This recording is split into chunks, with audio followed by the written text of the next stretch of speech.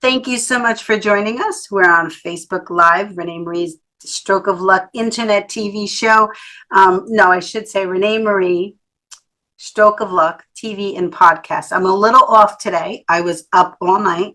My daughter had an incident. She had to go to the hospital, so I'm a little off. So pardon me if I'm not with it. But we always survive. I was thinking to myself as I'm laying watching my grandchildren, who am I going to have host the show if I'm not there? Ralph and Ginny could do it without me, and I'll just be on the back end. So I didn't look too good, so otherwise I would have joined from their house. But I was in my pajamas and my hair. It wasn't a good look. It wasn't a good look. So, welcome to RenéMarie's Stroke of Luck. Um, One of the reasons that we connected with Maddie, who is our special guest today, and of course my return guest, Katanya and Barry, my co-hosts Ralph and Ginny, we're all going to be a part of this conversation. But one of the reasons that Diane Bromberg from Senior Resources of New Jersey connected Maddie and I was the stroke of luck, the title stroke of luck. She has that in her writings up somewhere, and we're going to ask her why and how she came about that. Please, please, please, please, please go to our RenéMarie Language of Love website for the Unconditional Love concert. It's going to be an extraordinary concert. Barry and Katanya are going to be there live. Mark McEwen is going to be there live. Maddie is going to be there live, right, Maddie? I'm scheduled to, yes. Yep. So it is going to be an extraordinary, and we're starting to get the voices out, and we're starting to get stroke survivors that are buying tickets that saying, I'm coming, I want to come, I want to meet you, I want to join in. And that's what we want. That's what we want. We also want at that concert to bring stroke awareness to everybody, because 80% of strokes can be prevented, and that other 20% can't be prevented. However, the urgency and that's Ralph is my word, urgency that you take on when someone is going through a stroke could really play in a significant part in their recovery. So that is so important to know the signs of a stroke, which is BFAST, which we'll go into a little bit more.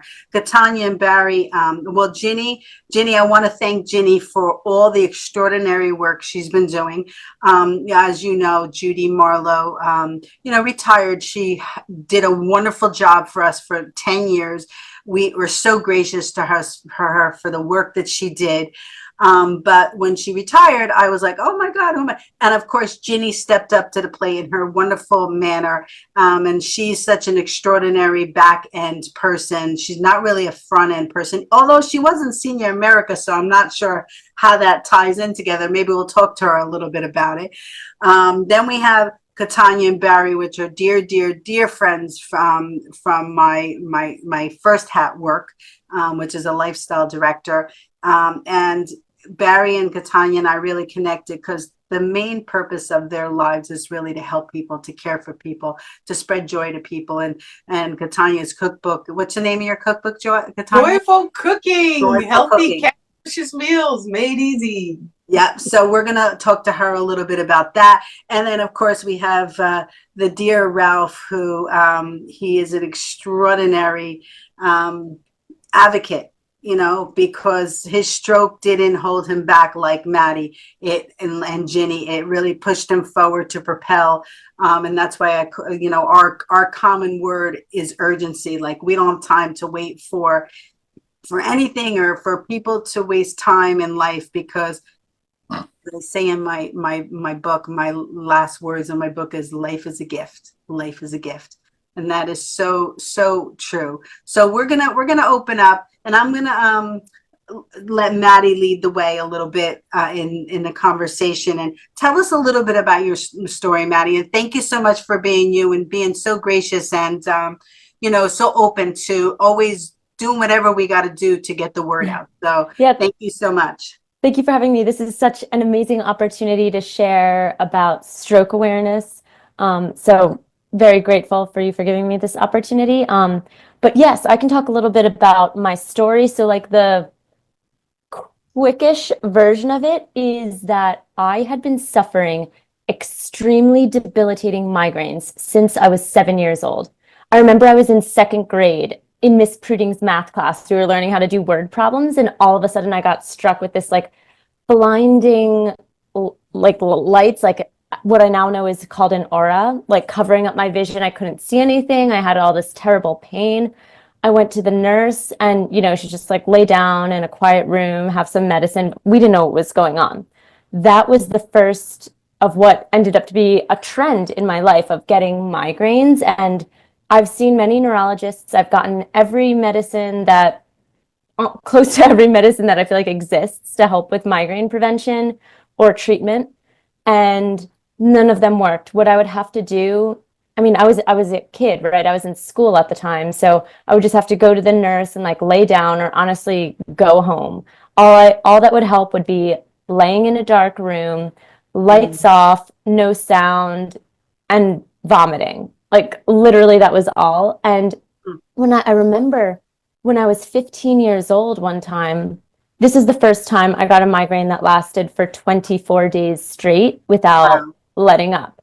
So I had to go to the ER many times, as you could imagine, because everyone's like, why, like, this is weird. Why do you have a migraine for so long? My neurologist said, let's get an MRI and just, see if there's anything else going on.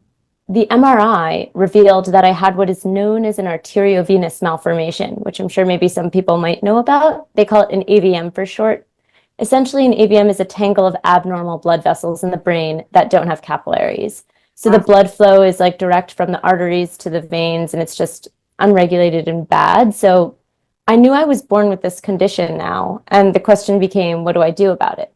So this happened like when you were processing about the migraines. It wasn't after your stroke. It was when you Yes, were yeah. going This through is like tests. when I was just like Okay. a random kid before I even had the stroke. Or no, random kid. You know what I mean. I was thinking this is not random, but Yeah. just say an ordinary kid living in an ordinary life, Yes, yeah. I was just like a normal kid, and I Yeah. was getting these terrible migraines. I started consulting with a bunch of neurosurgeons with my family. The majority of them told me, your AVM is 7 centimeters. That's huge. It's so big, we don't feel comfortable performing an operation on it. And a Wow. smaller percentage of them said, your AVM is so big, it needs to be removed immediately. Like it's a huge threat to your life. And as I learned that with each year of life is an increased chance of this ticking time bomb rupturing and causing a stroke, with a 50% chance that it would rupture at some point in my life, and if it did, a 10% chance of death. I was really just not a fan of these odds. So I ultimately decided I was going to finish my education. I was going to graduate college, and then I would just go in for brain surgery. No big deal, right? Like I'll just finish college and then, have a quick surgery, recover, get on with my life. Should be fine. So I graduated from Georgetown University in Washington, D.C. 10 days later, I checked into the hospital for my scheduled brain surgery. They had to do some preoperatives because of the size of my AVM. And so the preoperative procedure ended up causing a blood clot in my brain, which burst. Oh my So I gosh. ended up to have a massive stroke in the hospital and get rushed into an emergency surgery. The neurosurgeon came back to perform this emergency craniotomy. And I heard from my parents tell me that as he was preparing to rush into the OR, he pulled them aside and said, the situation is grim. He said, like, I was losing so much blood and it was just not a good situation. He didn't think I was going to make it. And obviously, I mean, I did, right? So when I woke up from the surgery in a medically induced coma, I was completely paralyzed on my left and dominant side. I'm left-handed, and I was completely left arm, leg, left side of my face. I couldn't speak. I couldn't swallow. So much like I feel like a lot of stroke survivors that are probably listening, like I was just back to square one, essentially. That's where my rehab journey began. Wow. That's incredible that happened before you even went in for the surgery, So, I know I Did was they ever, 22. yeah. but did they ever, in those early migraine days, did they ever suggest that it might be TIAs or anything like that? I had never heard that language Okay, back then. Yeah. okay. Hmm. Just curious. And that's something, well, what I got from the interesting thing that I got from your conversation or your description is that every single doctor has a different outcome. Exactly. Different. And the truth is, and this is what I keep going back to, is we got to be our own advocates, and we need to create our own circle around us to to create a team to figure out what are we going to do next? What are we going to take this information and what are we going to do with it? And we're going to make the final decisions with the information that's provided to us. And it's hard when you keep getting differing opinions from these different doctors. I'm like, I don't know, trust all these doctors giving me their best recommendation, and it's like completely differing ones. What am I supposed to do with that? And it's not that the doctor's information is wrong. It's what they've experienced, because doctors experience, they only go by what they experience. They live by the book, and then they only go by their experience. I see Katanya nodding her head because Katanya is very, I was just talking about something on the Zoom green room, and she said, I got a holistic, an old formula. So Katanya, are there anything for migraines or anything? Yes. Just tell me, because we always want to what's the word I'm looking for? Like give different thought patterns on it. It may not have helped your situation, Maddie, but we always want to just provide other options to people that are suffering from migraines, or to prevent them from the same thing happening, or prevent them from always having a stroke. So Katanya, to feed in a little bit. Yeah, migraines, there's a host of different reasons why people have them. But on Living Springs Retreat, and a friend of mine, Barbara O'Neill, she often lectures there, and she talked about, even on her YouTube channel, or not hers, but Living Springs Retreat, their YouTube channel, she has a ton of videos addressing migraines and some causes and some natural remedies. But she always says, be your own health advocate, see what works for you, and see which holistic approach works for you, because it's not just a one thing that can heal you. It can be many things. Our Creator has put so many things on this earth that can heal us naturally, not just one thing. You can have an onion, it heals you from a cold, or you could use garlic. So there's so many things. Sore throat, you can do cayenne. It sounds hot, but it really works. You could use salt. The thing that I like is coming to me is like, Maddie's, you were 22 when this happened. So like, and this is information that a 22-year-old or a family of a 22-year-old wouldn't go out and look for, because she's been suffering from migraines for so many years. So exactly. How would you know? I didn't even know what a stroke was when it happened. I literally didn't even know. I knew it happened to like old people, but I had no idea what it even was, or that it could happen to someone so young. Well, that's the misconception that my foundation is very adamant on sharing.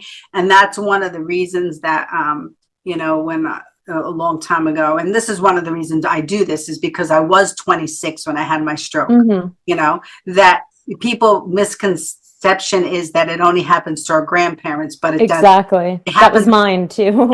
Yep. And I just shared a video on my Facebook from Dr. What's his name? What's the doctor in Long Island, Jenny, that we love? Dr. Oh my gosh, Judy loved them. I'm drawing a blank.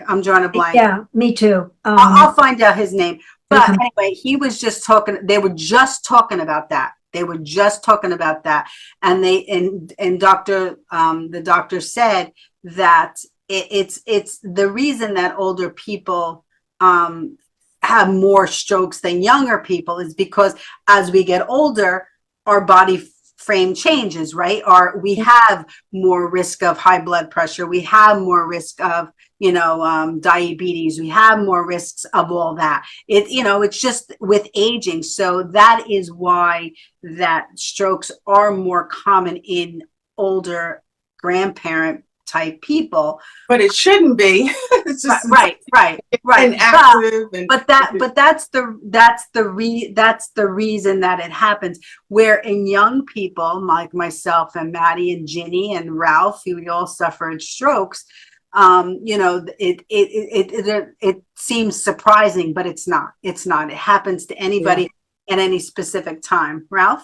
Well, and it's curious I have because a thought pattern on you. Go ahead, Ralph. It's curious right now that about 30% of strokes are younger people under 50 years old. I Wow. mean, it's increasing by huge numbers. I'm curious though, and your advocacy, especially Maddie, you're yeah, as you said, you were misdiagnosed for so many years because of the AVM, and your advocacy. Is there any kind of statistics out there or studies that show that AVMs is a higher incidence in younger people, or is it just something that's, you know, there, you know? Yeah, I haven't noticed. So an AVM is something you're born with, right? So I've had this congenital condition my whole life. Most people who have an AVM never even find out about it because how would you, like, unless you randomly get an MRI or, or you have a situation like I did, you would probably never find out about it until it ruptures and you have a stroke and you're rushed to the hospital and it's maybe too Right. late at that point. Right. You know what's coming to me is, Ginny, can you write down her condition? Because I think that's a conversation we have to have a show on, and you can come back and be part of that show, Matt. Because Wasn't that something that Charlotte Ambrose's husband had? I don't know. We'll I have think to it was something to do with that vagus nerve. And yeah. But my thought pattern is like, let's start to investigate that, right? Let's start to find out because there always has to be a wink, about something going wrong in your body. So let's try to find a few survivors or a few people that have experienced it so we can find out the different signs. So we could just do some investigation. And then we could even get like a doctor perspective too. Yeah, that's like, exactly. I don't know, a neurologist or someone. I got a great guy for it. Yeah, Dr. Paul Balaji. So pull him back in and we'll have a conversation. But then, I also want to go to Barry now because Barry is very big on Tai Chi and the movements and really bringing peace, and Katanya as well. So cool. Yes. So Barry, would someone with a migraine or with life, talk about Tai Chi, talk about how that movement and how that peaceful centering helps us to live a better life so we don't get strokes in our lives. Well, thank you, Renee. The Eastern philosophy is to deal with the body as a whole, as opposed to segmenting things and isolating and just dealing with the end result. So the Tai Chi, or the more flowing or mental moving meditation, as opposed to yoga and a fixed meditation, you're given the opportunity to work in your breath, in the beat of your heart, and just flow. You listen to yourself and ask yourself the questions: am I all that I can be? Am I present? Am I thinking positive thoughts? Am I doing positive things? Am I causing positiveness to come to me? Am I surrounding myself with the positive people? Am I eating the right food? Am I drinking the right substances? Am I getting enough sleep? All of these things go into adding and becoming the best person that we can be. And we owe it to ourselves to breathe good, to feel good, to live good. And in that, we put ourselves in positions. Let me flip that for a moment. In life, in the Western philosophy, we run and gun and do everything. We have to get there immediately. We have to get home. We want service immediately. Whereas if you look at another way of thinking, another culture, everything is for the people, for the benefit of the people. And you see older people being in better shape as they mature. And as opposed to us, on the flip side of things, the Western philosophy, as we get older, we get away from our family, we're isolated, we're put on an ice block, we're pushed out to our end, and that shouldn't be. So basically, coming back to the Eastern philosophy, back to Tai Chi, back to movement, back to flowing, back to energy, back to being having a relationship with the universal force. However you qualify that, whatever you call it, that's your business. But have that relationship, have the calming effect to ask for healing, for forgiveness. We have to forgive ourselves as well as forgive others. So when we hold on to those items like a bullet, it takes us out. So go ahead. I'll wait for your. Wait, sorry. Is it fine if I ask Barry a question really quick? Absolutely. This is a conversation. Okay. Open to any form we go in. Okay, so very, very interested in this topic, Barry, because I just got back from Vietnam, and I go to Vietnam every year. And this time when I went, I spent a few days in Hanoi, and it was so cool. I saw every morning there's like all these older people that wake up and like go to the lake that's in the center of the town, and they do Tai Chi. And I was like, I love to walk too. So I was like up early walking around the lake as well. And I saw these people practicing Tai Chi. And then like a lot of them were like sitting on the benches by the lake and like meditating for hours too. And so I'm interested, just maybe if you can talk a little bit about what is this connection between the two, because I feel like meditation and is a helpful practice for like channeling positive energy as well. To your point, thank you. That in itself represents the foundation for healing at whatever stage we are in life, to shed a light on it. There's the mindset that if we have some sort of injury, and I'm stepping away from Tai Chi for a moment, if we have some sort of injury and we can see an army of healers, that the blood going to that area, the white corpuscles going to that area and actually fighting the effect and seeing winning, that's a way of helping the healing process. Now, Tai Chi allows you to move and flow. And when you have people moving and flowing in the same form of matter, there's the energy that's passed around. It's a certain physics that happens within that, and you're all within the same mind frequency, for lack of another phrase. And while you're moving and breathing and channeling and feeling the positiveness of one another, there's that healing modality that is being accomplished at that time. It's power and unity. Yes. Mm-hmm. So Tai Chi was created for the people who had arthritis, they had restrictions, and the powers that be, the governmental powers that be at the time, said if we get everybody to move as one, we can see strength in the waves of the movement, because each time you're pressing the envelope and pulling back more and using that push and pull energy in order to revive. It's recharging your battery, for lack of another phrase. There's this scripture in the Bible that says in Psalms 46:10, "Be still and know that I am God." And in the Word of God, it's all through. It says, "Rest, cast your cares, rest in me, think on these things." So we want to think on the right things and not the negative stuff all the time. And because that helps to heal our body, that helps to refresh us, that helps us all around. So it saps our energy if we don't practice to think on these things, what's ever lovely and a good report and praiseworthy, just good things. I tell myself I had a lot of injuries. And for some reason, a miracle of God, I'm healed of all those things, but that will be another story, right? So I thought to myself, I'm going to heal. I'm going to heal. I'm going to heal. No matter how long, like over 20 years for a lot of stuff. Yeah. Ginny, I'm going to can you just, go ahead. Just a quick question. As a senior and getting to be a senior, I've always wanted to start Tai Chi. Is it too late for me to start practicing Tai Chi?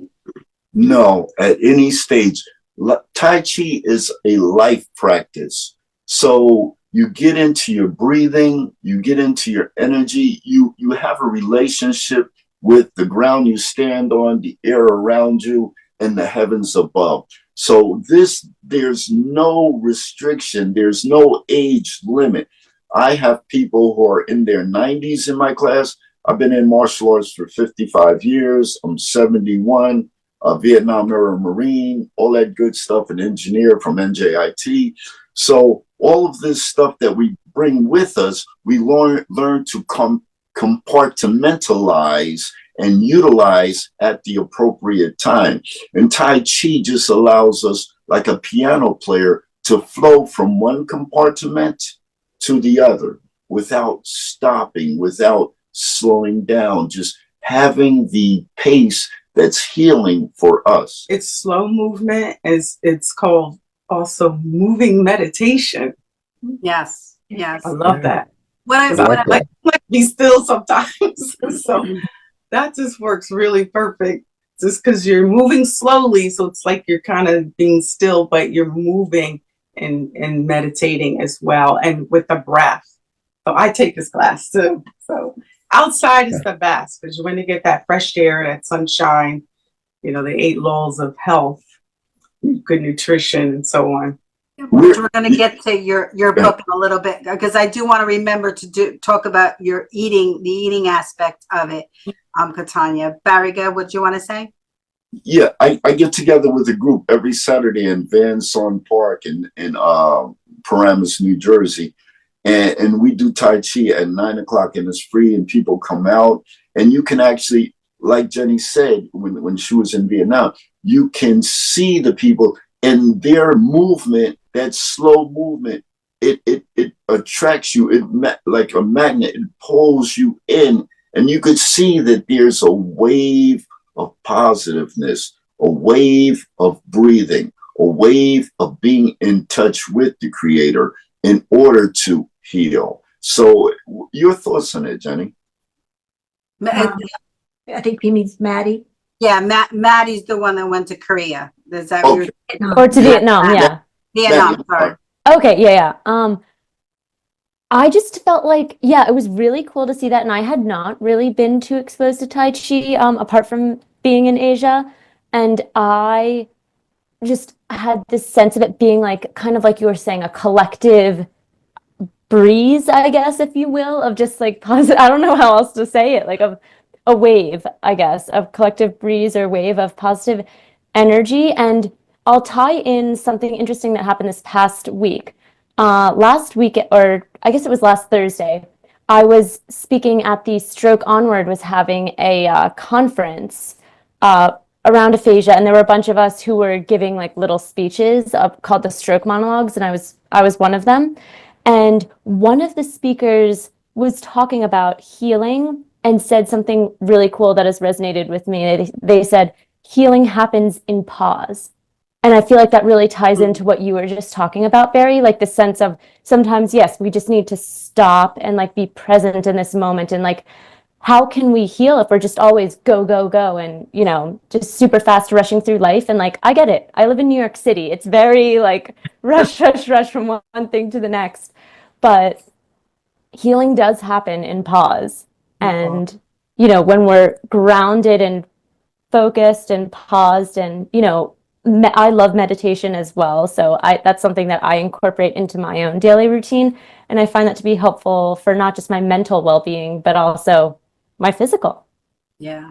I have a question for Ralph because I know Ralph, I mean, it took me many years to understand that I needed to, you know, be still. I needed to allow the circle to come back to me. And because I was, after my stroke, I was like, da, da, da, da, da, da, da. Like I never stopped. And I know Ralph has spoken to me about that. Ralph, do you give yourself any downtime to process, to be in the silence, and you know what, even if you don't physically sit there and meditate, sometimes when I'm cleaning my house, I'm moving around in a very slow manner, just in the moment, Intentional. Yes, Yeah, intentional. I think that's a great word, Maddie, because I have found over the 9.5 years that there's alternative things that you can do if you make the decision to do them.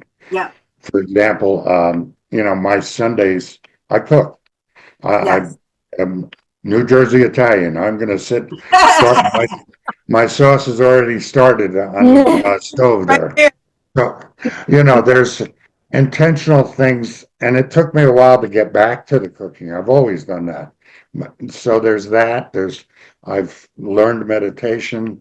There's so many alternatives out there that I didn't know, and that's one of the things that I started the Stroke Warrior Radio was because we didn't know what we didn't know. So to me, after a stroke, and Maddie, you're a good example of this, there's so many other things that you can do. And to me, there's 9 therapies. It's mental, it's physical, it's occupational, it's speech, it's aphasia, it's, Right. all different things, acupuncture, meditation, exercise, so I guess the time when my recovery became remarkable, it was because I did exercise. I do my exercise. I do my cooking on Sundays. Those kind of things you have to make conscious decisions.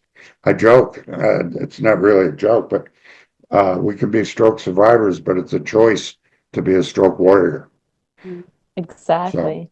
But if that goes, I always bring this into I would always bring this into the thought patterns because sometimes family members, friends, the public believe that a stroke patient should know what they have to do to recover.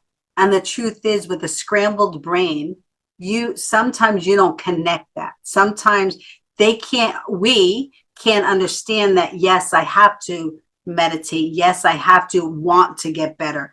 Mhm. When I was an ambassador for strokes a long time ago for Ridgewood Hospital in New Jersey, that was one of the things that they wanted me to bring to the conversation with the stroke survivors, because they can't say, well, you have to want to battle it. You're the one that, so, I would be an example like Ralph and everybody here and Maddie and Ginny and Katanya and Barry to them, that there is life. You just have to kind of trust in it and go through the process and allow things. You gotta, if you're, because sometimes when you're a stroke survivor, you cry automatically. You don't know why. Sometimes you get angry automatically. You don't know why. Sometimes you get fearful. You don't know why. That's something that I had to conquer, was that fear, because I had an edge, a fear about like life. I was like so nervous about what was going to happen. I didn't want to finish anything because I thought when I completed it, my life was over. So there's various reasons why stroke patients don't understand that reasoning. So how, just the thought pattern, and think about it, because this is one of the things that I ask all my guests, most of the guests that come on the show, like, how can we help them? How can we get a stroke survivor like Maddie and Ralph and Ginny, when you were suffering from your stroke, like initially I couldn't process. I couldn't understand. Like there were times, especially when I got tired, I couldn't understand what people were saying to me. I just, they were looking at me in the face and they were telling me something, but I couldn't understand that. Of course, when I went to work for Wanakee Reserve, and Dominic Cortellessa gave me tools in my tool belt to be able to say to that person, I don't have to tell them I had a stroke, but we'll bring this up again tomorrow. And revisit it, because right now, I'm not understanding what it is, and give myself the time to relax and to get in that mode. Maddie, did you and Ginny and Ralph, did you have any of that when you were going through your strokes? I mean, I certainly went through like phases in my own journey. Like initially it was, why did this happen to me? What did I do to deserve this? This sucks. Yeah. All those like negative thoughts. But I did, when I had to go through my intensive rehab, and I had to learn obviously how to be in a wheelchair. I had to learn how to walk and have a cane, and then eventually I can progress beyond that. But all of those steps I learned, unfortunately, very fast, that I'm not just going to wake up one day and be back to normal, so to Yeah. speak. I'm not just going to wake up and have my old life back and my arm and my leg and my Yeah. vision and all of that. Like, no. The only way is if I just, kind of invest in myself and do some work and, kind of see what happens, because no one can promise me anything. They're like, oh yeah, just go for it, do the rehab, like we'll see how good you can get. Neuroplasticity, all of that, the brain can recover, but we don't know for sure like what's going to happen to you. So like for a while, and by a while I mean in the very early stages, my family, I know, was concerned. They were thinking like, Maddie can't, like, she can't focus or hold a conversation for more than 5 minutes, which I think is a common theme amongst other Yeah. survivors. Like, how's she ever going to live independently? How's she ever going to work a full-time job? Like, how will she be able to get back these types of things? And like, now I'm almost 8 years out, kind of like Ralph, and I I live independently by myself in New York City. I work full time. I travel by myself all over the place, Vietnam, Europe, South America, the US, like all over the place. And just, I don't want any of that to hold me back. And like part of the mission is to show other survivors and other people with brain injury, like, hey, look, your life might be a little different than it was before. This is a new path that perhaps you hadn't considered or even wanted, but this is an opportunity for us to turn something that's more tragic and traumatic into something positive for us and for our community. And, as humans, we're meant to evolve. We're not supposed to stay fixed in one type of route. Like, we're supposed to always be open to change and adapting. And I think that's one of the most important lessons that I've learned. That's a really good point. I was just wondering initially, how long was your physical training or your physical therapy? Yeah, I did like intense PT, cognitive speech for like, it was pretty much like 2 years. I was in, like 3 days a week going in, and I did a special constraint-induced movement therapy program for both my arm and my leg down in at the Taub Clinic at University of Alabama at Birmingham. So I've spent quite a bit of time in Alabama doing rehab. And how long was that one?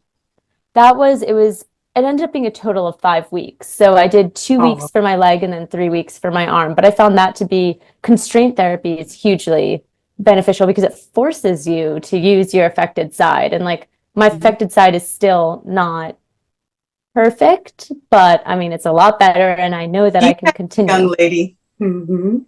I think one of the things that always impressed me about you too, Maddie, is, and I think I had to learn it because I was so angry about the lack of information I had in the beginning and the woe is me and all that, that I didn't, you have intention in what you do.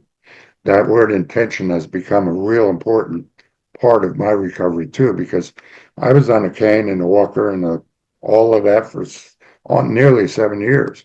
I mean, until I started to answer your question, Renee, until I started to have that intention of being the captain of my own team and realizing that those little small victories every day, it's the silliest things. Like, when you get those authentication codes, I used to have to write it down and go back and type it in. And no, I forgot it. I got to go back and look at the written one.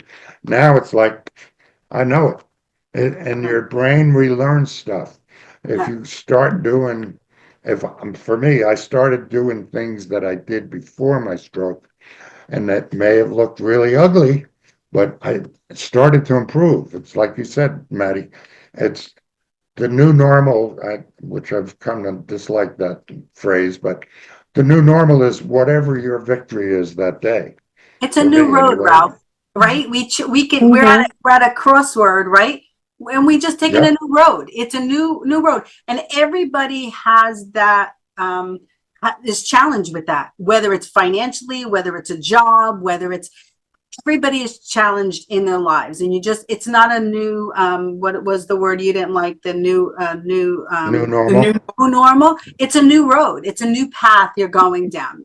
And you're going to travel it, but thank God we get to travel it, because Yeah. the option is for us to really be, we're so fortunate and blessed to have the opportunity for a second chance at life, and to be able to sit here and to share our stories and to bring hope to stroke survivors and aphasia, people that are dealing with aphasia, because there's many, many, many, many, many, many people who don't have that ability. They're stuck. They're in rehabs. They're in, nursing homes. They're in hospitals.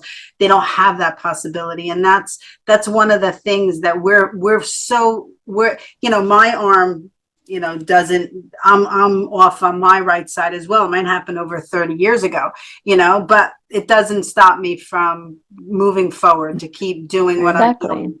One of the things that I think a lot of stroke survivors, and me in particular, forget is that what percentage of people that have strokes have passed away?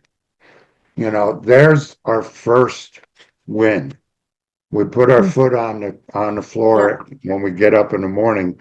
We've made an advance on what a lot of people didn't have the opportunity to make the advance on. Yep. That's to me, I mean, every morning it's like grab my bottle of water and thank God I'm here. Yeah. Yeah. Again, It's intention. I want to get to the eating portion so that we could talk about Katanya's wonderful cookbook. And I forget what I was going to say aside from that. So let's go to Ginny Dr. Beculus is the doctor Yes, do you know Dr. Beculus, Maddie? I don't think so. Reach out But to should I? connect with him. He's on my Facebook page. I approve, we're friends now on Facebook. Oh, great. Dr. Beculus is an extraordinary doctor. And so is Ginny's doctor. Dr. Libman, Richard Libman. He's the head of neuroscience at Northwell. Yeah. They're both extraordinary neurologists that Dr. Littman actually speaks in very understandable terms. I love him. He does speaks English to us. Yes. And Dr. Beculus is really cutting edge. He's really making changes. He's a surgeon? Is he a surgeon? He's a surgeon. Dr. Libman is a neurologist. Yes. So extraordinary doctors that I definitely would recommend. But Ginny, before we get to the cookbook, because we only have like 13 minutes left, believe it or not, this conversation goes really flying by. I know, but that's why I always say, we'll come back, we'll revisit it, we'll do this again, because this is the kind of stuff that really gets people to understand and to really tap into. And this is what I want to bring to my unconditional love concert, which I know I keep going back to, but I'm sick, like your fast forward events, that just really matters to me. And I hope to, bring mine on the road like you're bringing yours on the road. Maddie, I love what you're doing. Ginny, talk to us a little bit about, whether you, in your stroke, because your stroke was a TIA or was it an actual? No, it was a stroke. I had an aphasia. Totally healthy person. When I was in my husband, it kind of developed over a couple of days, and it wasn't a complete loss of speech, but over a couple of days, by the time it got to like Saturday, my husband is, we're going to the hospital. And the doctor, they did a CAT scan immediately and whatever. And the doctor came by and says, okay, well, you've had a stroke and we're waiting for a bed. And I went, who are you talking to? And once I was admitted and they came by with all the tests and they said, why are you here? You were the healthiest person I've ever seen. What it turned out to be, and Dr. Libman always says, we believe this is what caused it. I have something called fibromuscular dysplasia. That's in my carotid arteries. It can be in other arteries in your body. But if you saw an x-ray, it would look like a string of pearls. The artery will narrow and widen. And we believe that just a little blood clot got caught in there and got loose at some point and got into my brain. Nobody knows anything about it. I might have been born with it. I don't know anyone else in my family that has it. I don't know if it's hereditary. I take my little Plavix every day and everything is fine. I was very, very fortunate. And after meeting Renee, I call it a stroke of luck, because if we hadn't found it then, it probably could have led to something much bigger and much worse.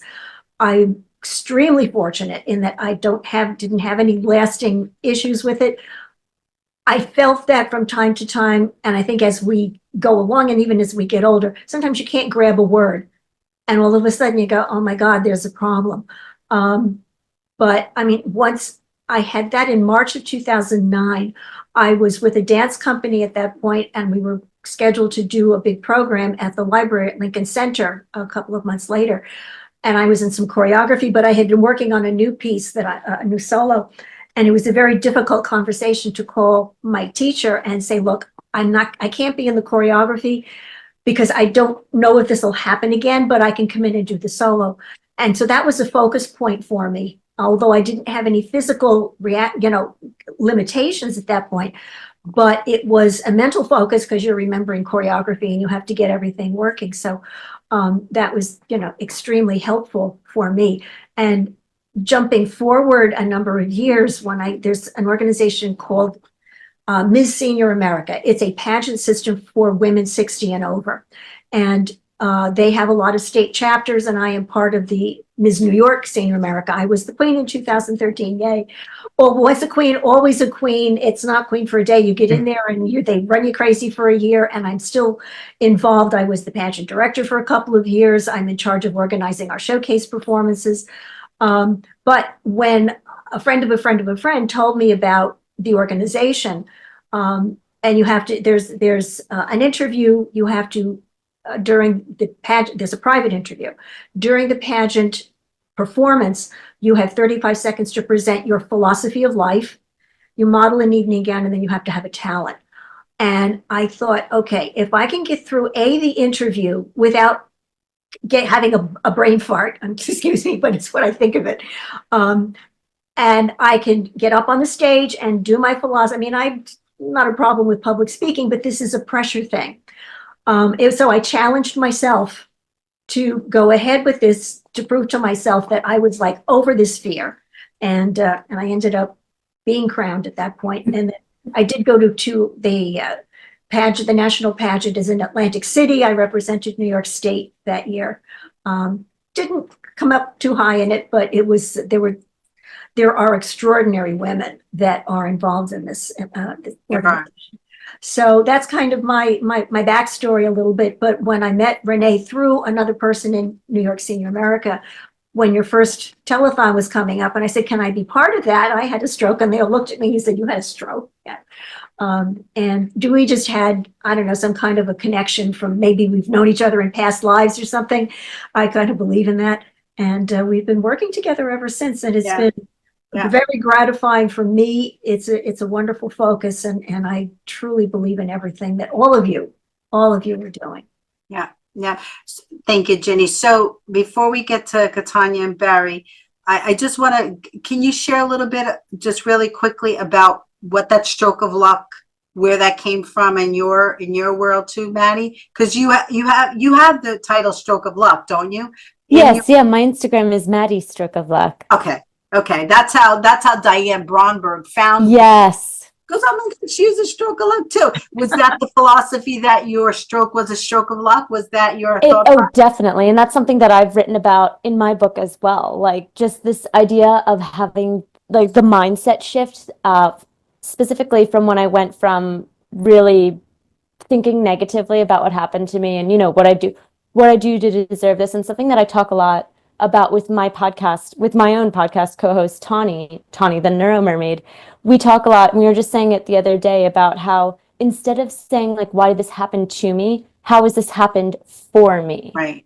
And so like, I try my best to embrace that mindset shift and like, this happened for me. It's an opportunity. My saying is obstacles are opportunities. And I remind myself of that every day. Today's a beautiful day to be alive. Today's a beautiful day to be alive, and obstacles are opportunities. I didn't ask for this to happen to me. In fact, I'm pretty sure none of us asked for this to happen to us. And yet, here we are, and we can't change what happened. So this is a unique opportunity for us to find our new path forward. When I teach my classes, my exercise classes, I ask everyone, did you say something wonderful about yourself today? At least some things. Yeah. So Mhm. Katanya, What's the name of your book, Maddie? Sorry. What's the name of your book and where can people get it? Well, it's like my summit, which you attended, Fast Forward Summits. It's called Fast Forward: The Fully Recovered Mindset.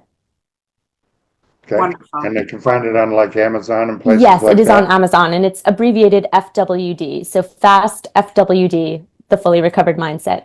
What year share did it. your book come out? That one came out, my first one was 2018. That one came out in 2020. And then I started doing these live events, these Fast Forward Summits named after my book, to bring together the stroke survivor, caregiver, care partner, population to kind of connect. Because when we go through this, it can be rather isolating.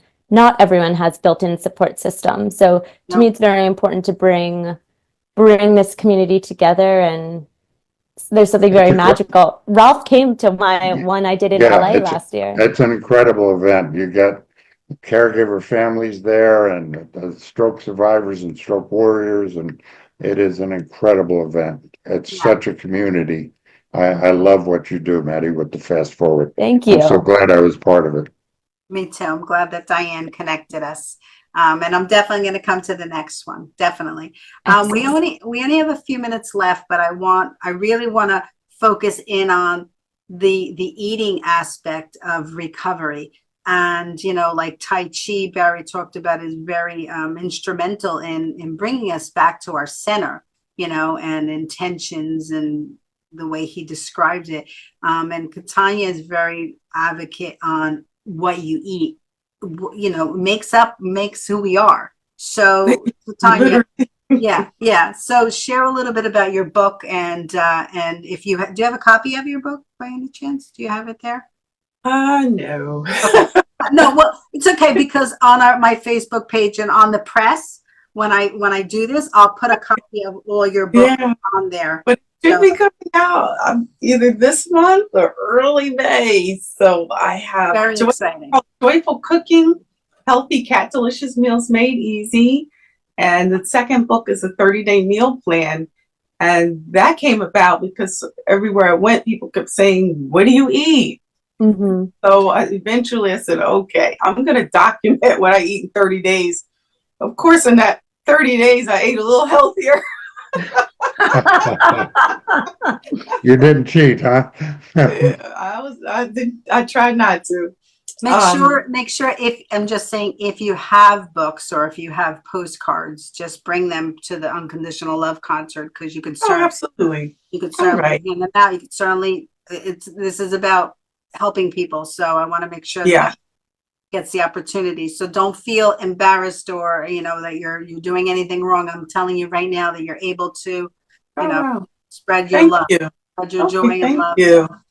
So how this came about, I think deep down I always wanted to do a cookbook even when I was younger. But when in 2020 happened, the situation, people, just not being healthy and passing, that really hurt my heart. It still does every time I talk about it.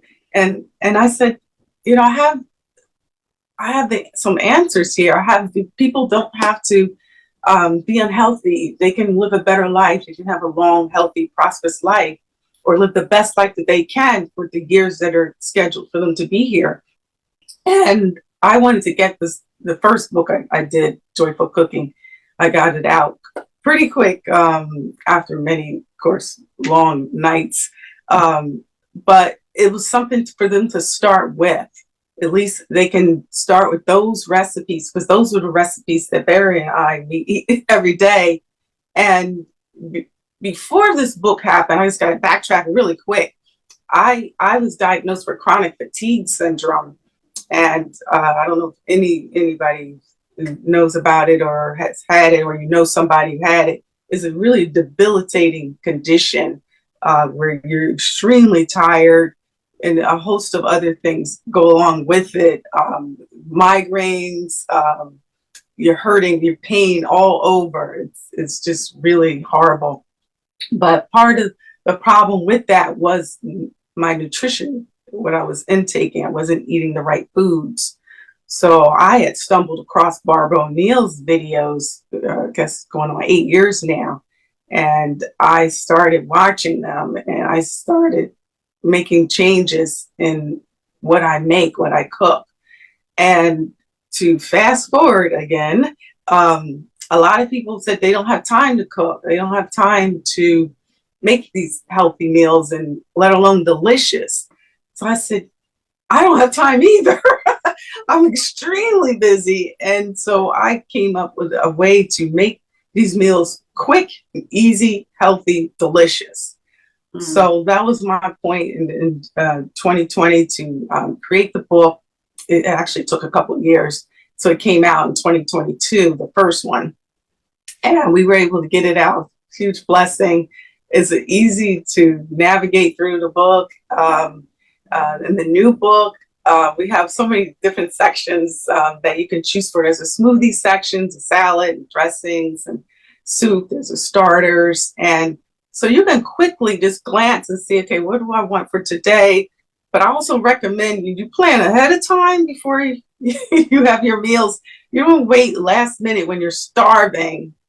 Tanya, I have a question for you, because most of the time when you eat healthy, it costs you extra money. And I know that's not true with your recipes. It doesn't cost you a ton of money to make your recipes. We actually saved $8,000 2 years in a row following the book.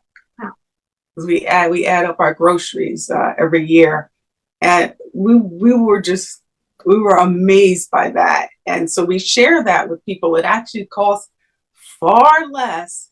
You're cooking your own food, and you know what's in it. Yeah. And let me interject, if I may, that you have to consider if you want to pay up front to be healthy or pay on the back end for someone to get you healthy. So it's easier to stay in shape than it is to get in shape. And we talked about Tai Chi, and I'm being redundant. I'm just bouncing off what Katanya said. But health, we're responsible for our health. And we have to look at it as a responsibility. You raise your children, you take care of your pets, you take care of your parents, you take care of your family, exterior. You have to be responsible to you and take it. If you're driving a Bugatti, $3.4 million, you would only put the best fuel in it. So you, given this body, this mind, this spirit, this energy, you have to put everything positive into it for it to work for you. Yeah, and I put Barry's quotes in there. The body you take care of today will take care of you tomorrow. And when you are shopping, you don't want to just look at the outside label. You want to go to the back or wherever it is, the ingredients. That's what you want to look at, and you want to read. I know at first it may take a little bit to start looking at the ingredients and looking up every single thing. That was a little bit rough at first, but after you've done that, you know immediately what to go to and what to look for. You already know. I put my entire grocery list in this book. Wow. So, yeah, So, and I put foods to avoid. So we have to close out because Jeff, our next guest, is waiting in the waiting room. But this is a conversation we've just began. We're connected now, and we'll definitely come back. And like in 3 months, we'll bring this conversation back. Ginny will get in touch with you on the dates. Another show I want to do along with doing this extra show is I want to do one of reading labels, Katanya, and understanding what we're eating. We'll really get into that, and you're more than welcome to join us on that show as well, Maddie. We feel the more the merrier. It's just good to have conversations with everybody. I can't thank you enough. I can't wait to see everybody in a few weeks live. And Ginny can't make it because she's in Long Island, and the date doesn't work for her. But she's working hard on the back end to make sure everything goes smoothly. She's working her tail off right now. So, and then Ralph is doing wonderful things, promoting us and sharing it. And I see it, Ralph. So thank you so much. Maddie, thank you so much for joining us. I can't wait to meet you in person. You'll meet Katanya and Barry. They're going to be live at that show Done. as well. So, you know, the doors are opening at 6:30, but we get in there at 5. So please feel free. Katanya and Barry, if you want to come early, you're more than welcome. With Maddie, please come any, you know, 5 if you want to, you know, really get the experience. You know, the doors open at 6:30, but you're more than welcome to all join us earlier. So that we can all connect and you know, And work. I'm going to look up that cookbook today. Yes. I have shelves full of cookbooks that I use one recipe out of. I'm looking for something that's really comprehensive. So. Yeah, Ginny, I'll send you the Katanya. Thank you. I'll send you the link. Katanya will Okay. send you the link, or I'll connect both of you via Is text. it on Amazon? Can I get it on Amazon? My website, Glorified Bodies Fitness. No, but the cookbook. Yes. Joyful Cooking? Okay. Mhm. Yeah, I'll send you the link. It'll make it Okay. easier. Okay. Very good. Awesome. Ralph and Ginny are coming back on the next show. We got a wonderful gentleman named Jeff. He's got an extraordinary story. He was on our show a few months ago. He had wonderful ideas. And Maddie, I'm not putting any pressure on you, but if you're able to join us for the next show, I know I didn't tell you that prior. It's a show you might like.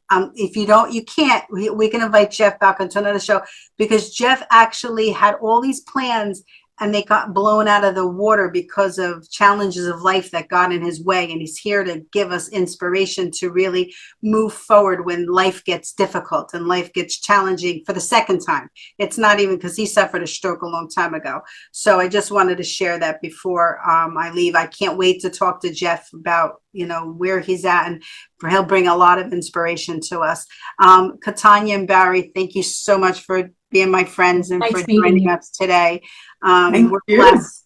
We're blessed. So on 3, we always blow our kisses if we have a few, if you feel comfortable.